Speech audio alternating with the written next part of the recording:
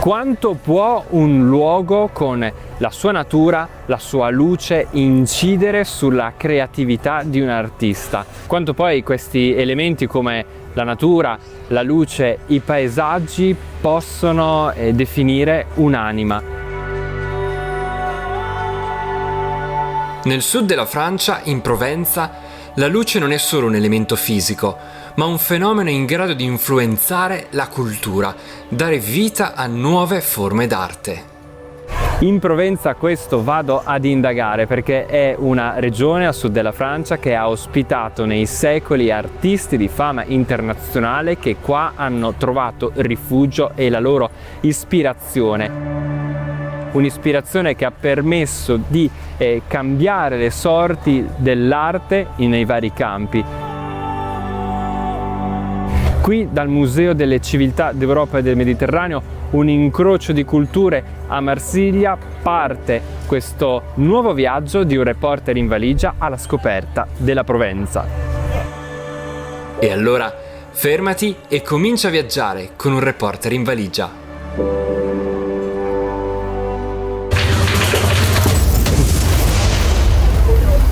I tanti mercati rionali, i borghi arroccati, le dolci colline, la viticoltura, le scogliere sul mare.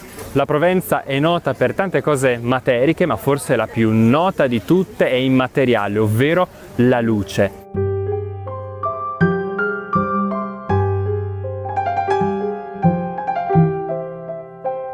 Questa speciale luce calda che riscalda l'ocra della pietra è forse l'elemento che più di tutti ha attratto tantissimi artisti che hanno popolato questa speciale terra, capaci di grandi suggestioni, che hanno ispirato fra gli altri Paul Cézanne, originario proprio della città in cui mi trovo ora, Aix-en-Provence.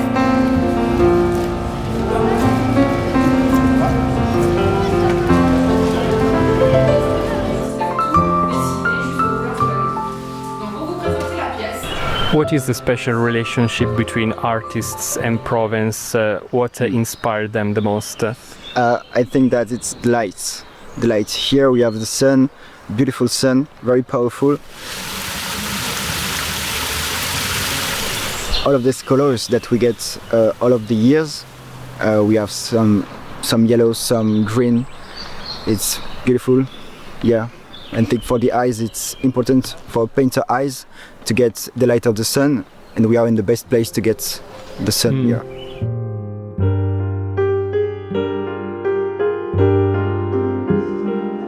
È un tempio di luce.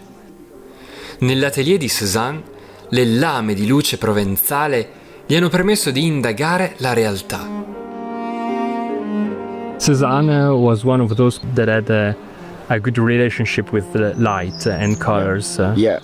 He had a lot of inspiration of painter that works with the yellow in the lights, as Nicolas Poussin. But when he came here with the studio, when he built it, he started new works on the lights, especially on the mountain.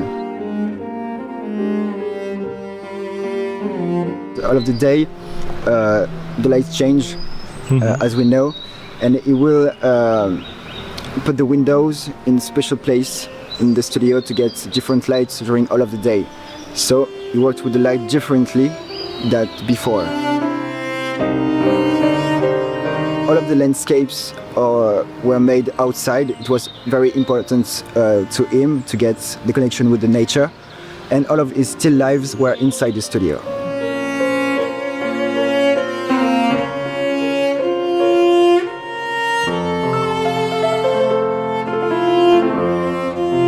How did he use this garden? He wanted to protect it. He wanted to protect it and never cut a tree. When he built this house, he put a tiny wall around an olive trees to protect it from the construction of the studio. He was in love with these trees. And he wasn't cutting them? No, never. Because he wanted to keep it wild? Yeah, he wanted to keep the truth of the nature. Yeah. una luce costante, spietata, che dà vita a nature morte. Attraverso queste finestre è arrivata la modernità. It's on the north side, so you can get a constant light when you close the shutters inside the studio of the south side. South side, yeah, on the south side. It's coming here in the studio, yeah.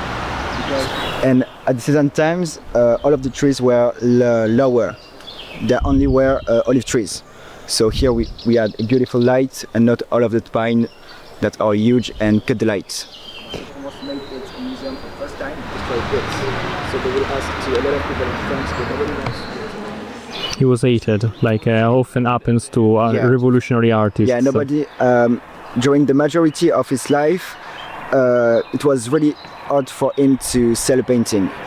And why was he revolutionary? How did he change from the classical art to the modern art? At first, he will change it with the colors. He will put some colors as the green in the sky. It was impossible at the time to do it, so he was pretty hated for it and do not understood. And he will also put some geometrical shape in the paintings. So he will created what we call today the cubism.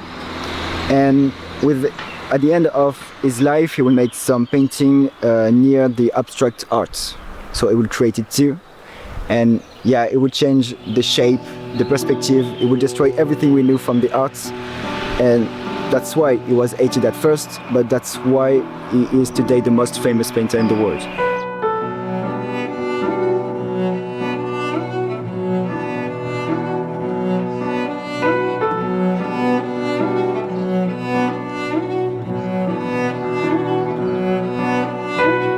La Provenza è arte e natura e a pochi chilometri da Aix-en-Provence, a Château-Lacoste, l'arte esce dai musei per farsi architettura.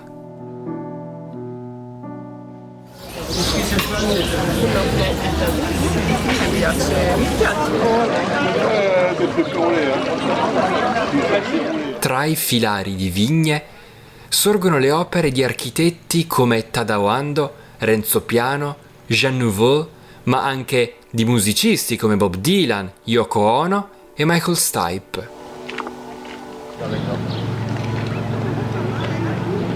Spazi e installazioni che dialogano con il paesaggio in un itinerario a cielo aperto che muta con il mutare della luce.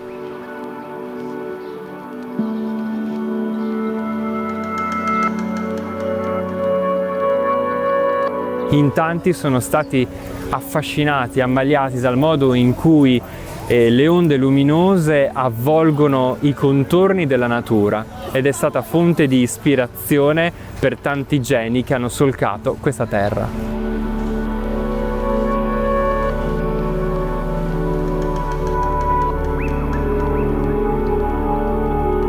Ai piedi del massiccio montuoso del Luberon, la tavolozza di colori si fa materica. A Roussillon, il Sentier des Ocres, il sentiero dell'ocra, è uno spettacolo geologico, è il caso di dire pittoresco. Un canyon fiammeggiante dalle sfumature giallo zolfo, arancio e rosso sangue.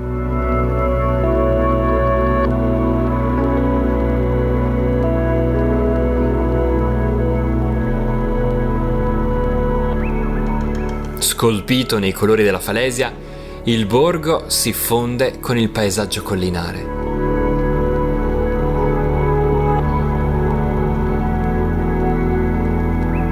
Poco lontano, il profilo piramidale del borgo di Gordes si staglia contro il cielo, è l'archetipo del villaggio arroccato che domina la valle.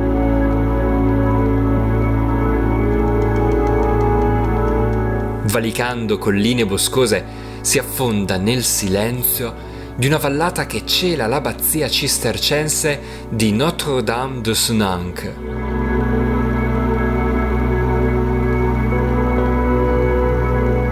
Chi la visiterà a luglio troverà i suoi giardini ricoperti dal viola della lavanda.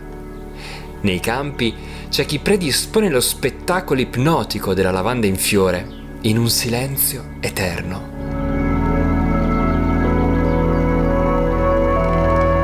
Qualche collina più in là si torna indietro alle origini della civiltà. La luce della Provenza bagna gli antichi villaggi di pietra dei Bourris. Queste zone erano abitate sin dall'età del bronzo. Queste capanne costruite a secco sono state abitate fino alla metà del secolo scorso.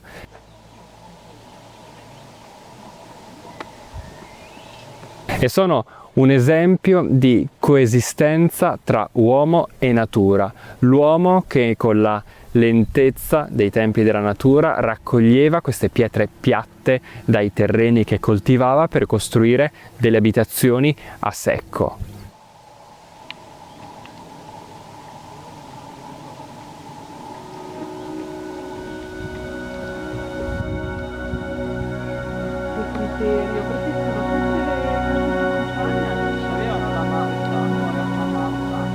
La Provenza non è solo luce che si riflette sulla pietra calcarea, è anche fluidità.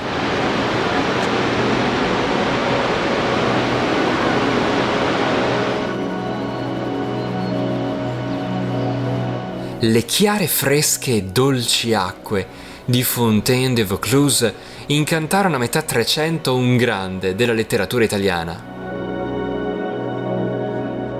E fra i tanti artisti che si sono lasciati ispirare dagli elementi naturali della Provenza c'è anche un italiano, Francesco Petrarca, che ha vissuto qui per diversi anni. Qui si è innamorato della provenzale Laura.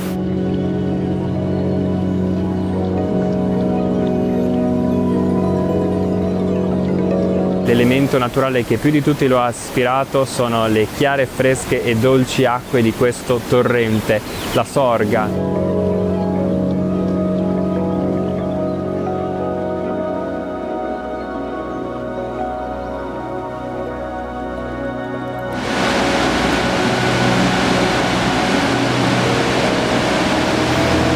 Il fiume alimenta ancora oggi i canali d'acqua della vicina Île-sur-la-Sorgue, un'isola sul fiume, famosa come la Venezia della Provenza.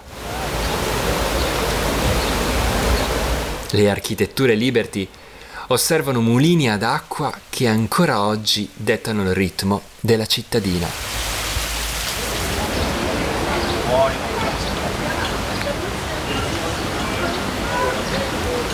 Seguendo il corso dell'acqua fino al fiume Rodano e alla sua foce, si giunge là dove la terra si arrende al mare, la Camargue.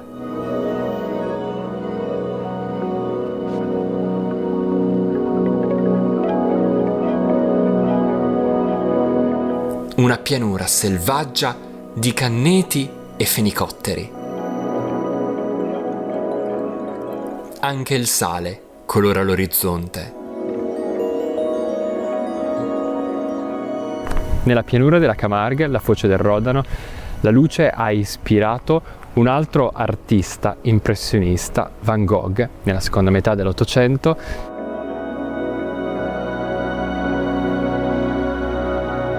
Una luce placida, calda, che riscalda le saline di Giraud con il suo rosso rubino, con la vegetazione verde che scintilla all'orizzonte, i fenicotteri che planano sull'acqua, i cormorani e i cigni che puntellano l'orizzonte. Un ambiente naturale provenzale di estremo fascino, con la sua luce che ha ispirato di nuovo artisti come Van Gogh, la cui presenza ha segnato la storia di Arles.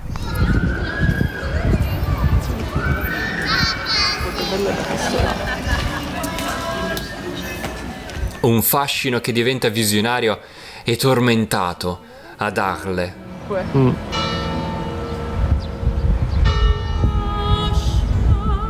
Tra i tavoli del celebre caffè giallo e l'imponente mole dell'anfiteatro romano, un artista dalla mente febbrile ha raccontato la sua verità col colore.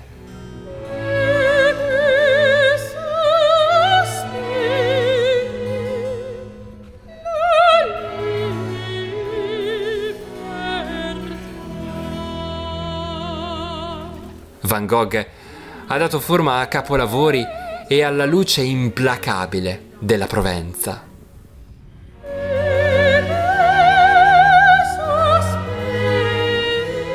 Cézanne wasn't the only artist that was in love with Provence and that was inspired by the light of Provence, right? Yeah, there is a lot of famous and today the most famous and important painter of the world as Van Gogh, as Gauguin, but even Renoir and his life here in the south of France, more close to the sea. But yeah, here in the south of France, the light is the most important things for a painter. This is the light. You cannot paint in the dark.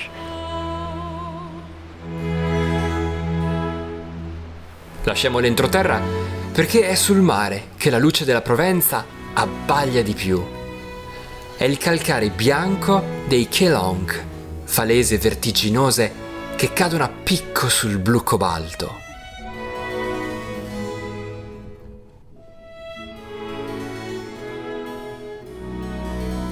Un altro luogo in Provenza dove ricercare luce e serenità è il Parco dei Calanchi, con questi fiordi che si infilano negli speroni di roccia calcarea del parco naturale, dove una fitta rete di sentieri permette di raggiungere le spiagge con i villaggi di pescatori.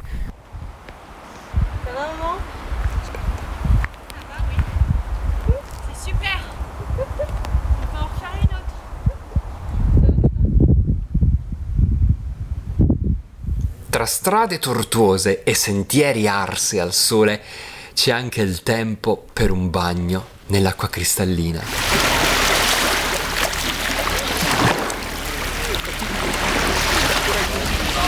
Un luogo appunto di serenità e di luce che ancora una volta racconta di questo rapporto indissolubile in Provenza tra uomo e natura. Dopo la fatica dei sentieri, il premio è la fragranza di un mattino a Cassis, un piccolo porto che conserva l'anima dei pescatori. Un posto dove guardare il mercato da una panchina.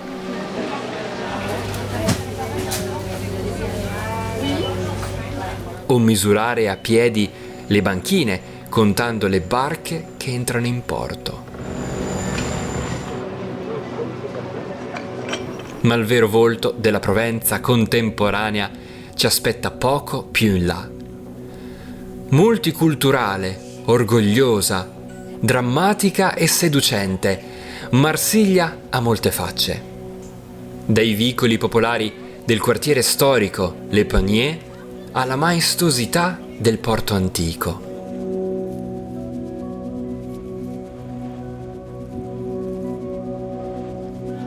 Una città dalle molte facce, sì, da qualunque parte la si guardi.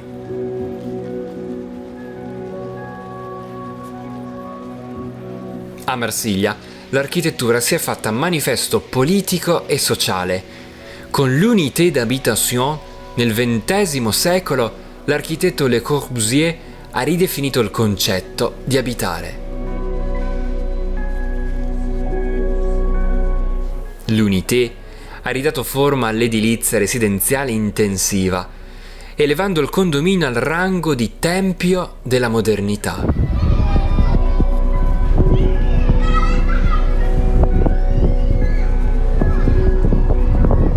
E infine il simbolo della Marsiglia del futuro, il Museo della Civiltà dell'Europa e del Mediterraneo. Un monolite di cemento che dal vecchio forte di Saint-Jean si proietta verso il mare aperto.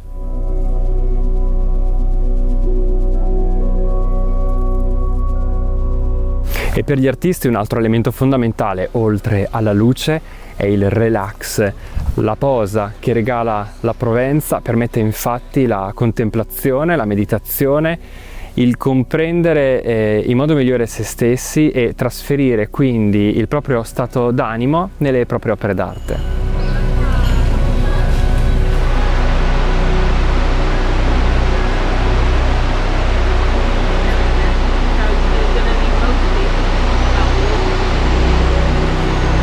Provence attracts artists today as well. Yes, till today, but there is a lot of different style of painting. This is not only for the nature, but for the sea, for not even for the trees. This is because it's beautiful. It's you only can relax here in the south of the France. So to paint it's perfect.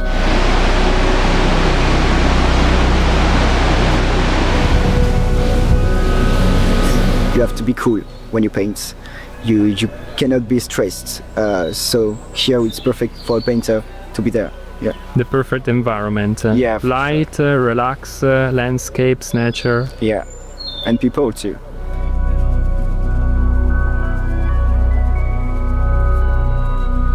And would you stay in Aix-en-Provence for a long time? Would you portrait yourself here in the long distance? I don't really know. I know that I have to move to the west coast of the France, near Montpellier, the Provence in the winter. It's pretty sad because all of the rest of the day we see a lot of colors. We have a beautiful sun, and in the winter it's pretty sad because there is a lot of difference between them. But if we move in the big city as Montpellier, there is a lot of light, a lot of movement. Even though it's freezing outside and there is no sun, there is a lot of things to do more than here in Aix-en-Provence. Yeah.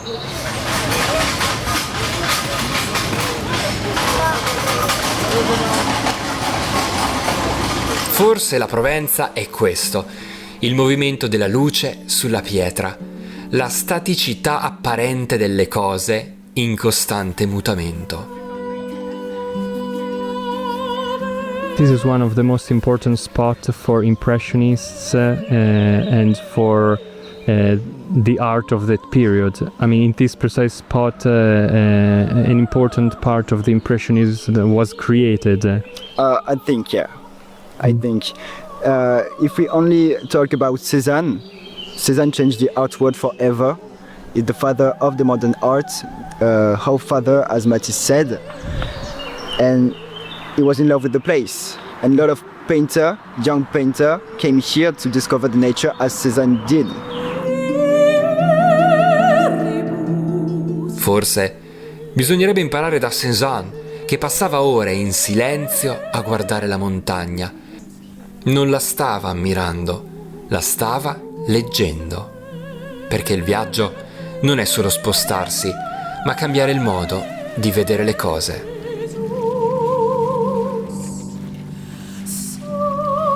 So yeah, I think this is one of the most important points for the art world. This is the Provence. Yeah.